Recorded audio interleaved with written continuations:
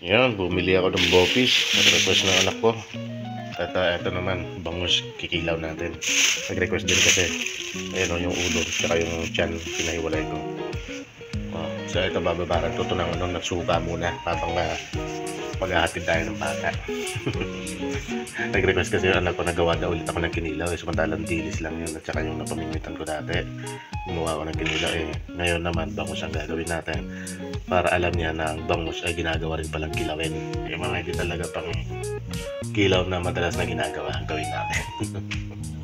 Yung mga cheap lang, mga cheap pero quality. Diba? Ganon. Yan na yung bangus, naibabad na yan kanina, umaga na balik kita. Tapos kanina binabad na natin nung naghatid tayo ng bata. Yan, napaka-importante na pagka kinilaw ay binababad ko muna sa suka. Tapos after that, pipigain ko. Kasi yung suka, yung acid noon, yun ang makakapagluto. Alam naman natin na yung suka ay pinanlilinis din minsan, hindi ba? Nilalagyan ng bleach o kaya nilalagyan ng baking soda, pinaghahalo-halo yan. Ano ba kaya kung sa karne, lulutuin niya yan, yung suka yung magluluto dyan. And then titiblahan natin ng lemon. Wala tayong puting sibuyas, kaya yan na lang, medyo matapang-tapang ng konti. So, titirahin natin yan. Tapos, natadtad na rin ni Lizelle yung yung pang bopis natin.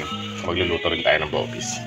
Yan, parehong request yan ng aking unika iha. Alright. Ayan, lagyan natin ng asin. Ayan. Lagyan natin ng asin. Asin. Lagay natin yung paminta. Paminta. Paminta. Lagay natin yung pech, sili, luya, sibuyas. Lagay natin yan. Oops, panghuli dapat yung siling pula pala. May mimix agad yung anghang niyan. Lagyan natin yung lemon. Yan. Pagkukulangin ng lemon kasi dalawa lang yung lemon ko rito, kung ano lang yung stock natin. Pwede natin lagyan ng suka. Ito, mas maganda kung may suka na inarte mo kaya mga ganyan. Okay, babad na yan. Ayos na yan. Tapos mamaya lalagyan natin ito. So i-mix natin. Kasi pang-mix natin. Alright. Patayin ko muna yung video natin kasi hindi ko dala yung stand natin dito. Cellphone holder natin dito sa baba. Yan, may nakita tayong pipino dun sa ibaba ng ref, So ilalagay din natin to. Yan. Kasi kaya lagi may lemon tsaka pipino pala, ay gumagawa kami ng lemon juice. Tapos blender namin yan kasama nito. Okay? At yun yung iniinom. So lalagyan natin to, kinilaw natin na pipino. Naalala ko meron pala. Nagayat na natin. Ito kakainin ko yan. Okay. Okay. Okay. Okay, parang ang sarap na, Timplado na yan, sarap yan. Panalo to, men, panalo. Okay, mamaya panghuli natin, ito na lang. Tapos papaibabaw ko yung sili kasi kakainin ko yan. Alright, kinilaw na bangus. Simple lang, sarap. Ayan guys, napakasarap. Walang lansa. Walang lansa. Ayan ang kinilaw na bangus natin, So nakita niyo yung Ricardo.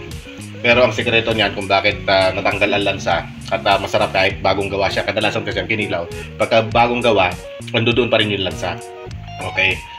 Ngayon, para matanggal yan, kung gusto nyo isa lang kaagad or ihain kaagad, ay yung pinagbabaran natin kanina na suka, itinapon natin yon, piniga natin yan. Okay? Sa tamang pressure lang para hindi madurog yung isda ay yung karne. Ngayon, pagkapiga natin, nilagyan ulit natin ng suka. Bali, hinugasan na lang natin siya ng suka. And then, nagpainit tayo ng tubig. Yung pagpapainit natin ng tubig dyan, ibinuhos natin. Gamit lang dito sa strainer naman. Yan. Hindi natin kailangan ibabad yan para hindi naman masira or mawala yung freshness ng karne.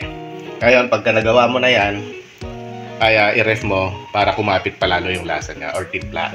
Kaya yan yung rason kung bakit inuna ko itong gawin kaysa itong bopis.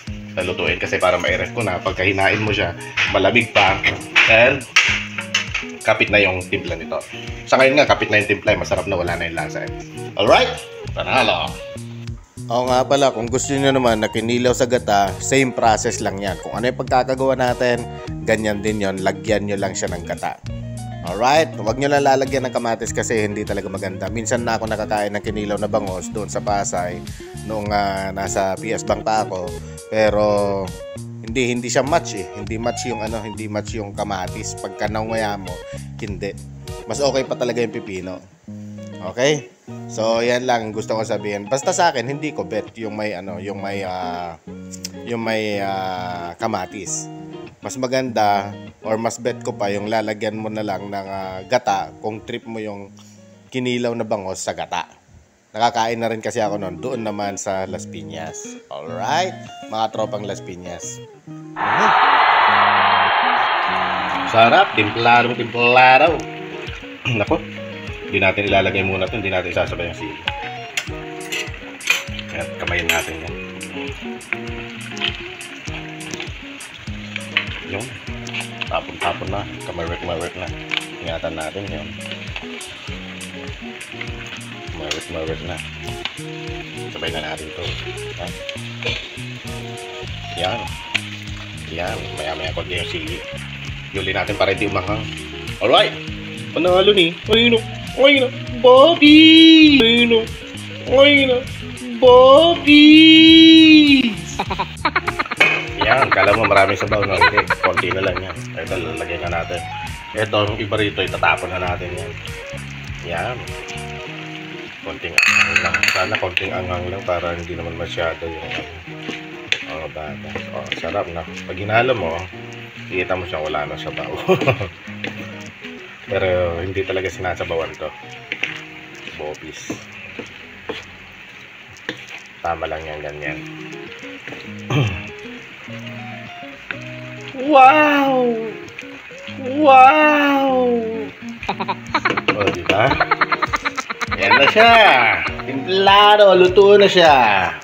Sabay natin dito. Puro pampulutan ng ulam. Kinilaw. Okay. Puro pampulutan ng ulam. Ay. Patayin na natin yan.